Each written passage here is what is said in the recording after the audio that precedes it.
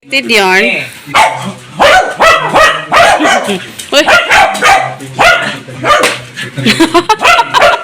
Tayong dalawang sobrang sa kwentro. Napag-alamang nasangkot na sila sa karna. Nanakaw at Kain na. Video nyo, pwede na i-multimedia. Welcome to our vlog!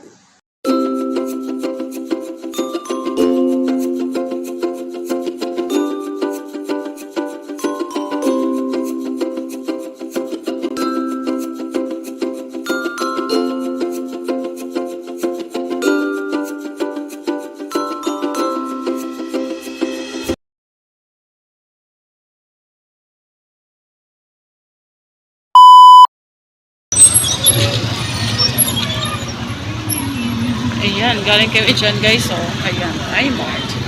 May nakita kaming cellphone doon guys. Stabilizer na siya. So, balak namin kukunin. Pero pag-isipan mo ng mabuti. Kasi, syempre, alam mo na. At ipapacheck mo na namin. So, kinuha namin yung contact ng sales agent. Tapos, tatawagan pa namin kung makapag-decide na kami. So excited. Maganda siya guys ha. So, ayun. Palabas na kami. Palengke ng Imos.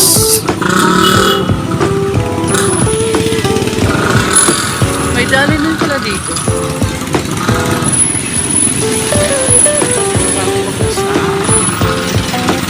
Tagalan kami dun guys. Kailangan nating kailangan nating upgrade or invest ng mga camera kasi nasa na tayo sa vlogging, world of vlogging. Hinay daw.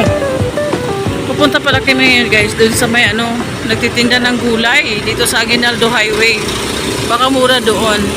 So bibili tayo good for 1 week para hindi na tayo pabalik-balik ng palengke for para mamili ng ulam.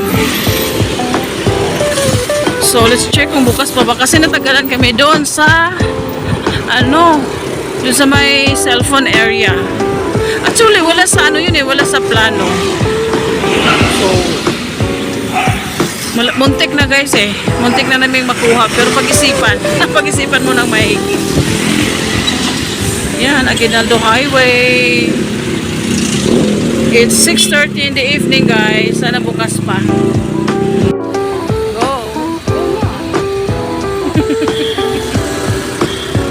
Ayan.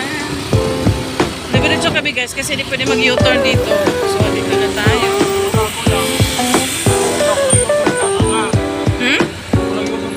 Nga na naglingkod.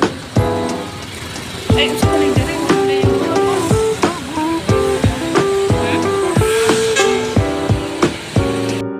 Kasi medyo maluma na yung mga display nila.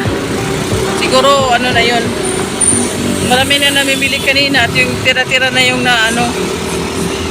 So balik tayo dun guys. Ayan. Yan si Mr. S.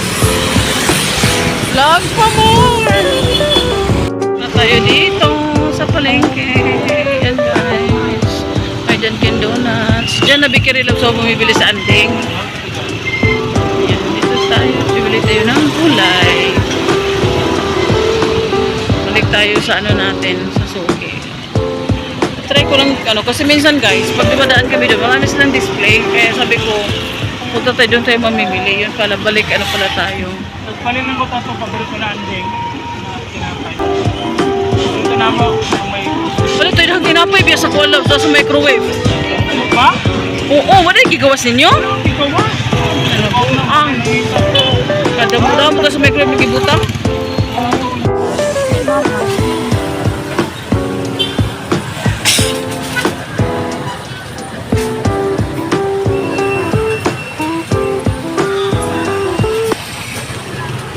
The next day. The next day. Si Ate Jaja. Awi, Ate. Pero ito talaga, hindi mo patabi. Si Likchi girl. Atas. Asya mo na ang Likchi. Asus, anto may agoy. Yung atong cover sa sopa. Sus, Uy, naglaro.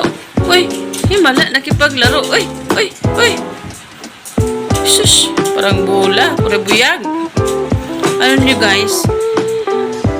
Very nutritious yung pagkain nila niyan eh. Kasi kalabasa with malunggay na naka-grind. Ayan. Tuwing binaboil ko yung ano nila, binaboil ko yung chicken o with liver, chicken liver, ganyan. Minsan naman ano talaga yung karne ng ano, chicken. Binaboil ko, nilagyan ko ng malunggay. Tapos, lalo na pag may kalabasa. Ayan, Tommy Boy. Lalo na pag may kalabasa, tapos lagyan ng malunggay. Ay, sauce yung sabaw. Kukunin ko, tapos ilagay yung malunggay para hindi siya After that, ihalo ko rin sa ano, pagkain nila. Ang sarap ng kain nila, guys. Kaya, puro yabuyag yung mga katawan ng mga balanglang ko, oh.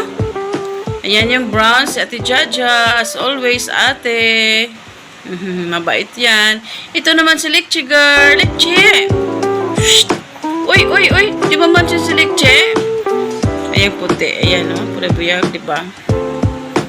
Ayan, ang Tommy Boy namin. Nagpapansin ng Tommy Boy. Laro na kayo.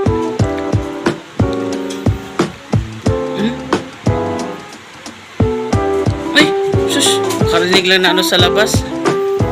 Ito naman, super ba itong Ate Jaja namin. Minsan pag nag-aaway yung dalawa, pinapagalitan ni Ate Jaja. Ja, siya man ate, dalite. Diba, mabait yan, no? At saka, nangihingi ito ng malamig na tubig. Sobrang mahal namin ito mga ano namin, guys. Mga fur babies namin. Mahal-mahal to. Puribuyag. Tid yarn. Uy.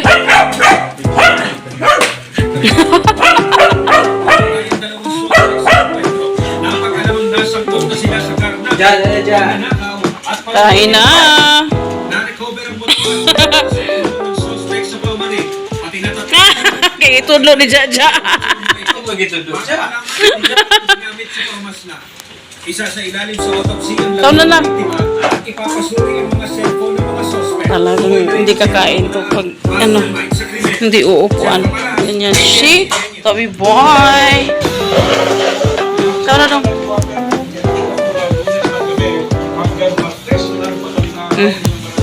Taon na.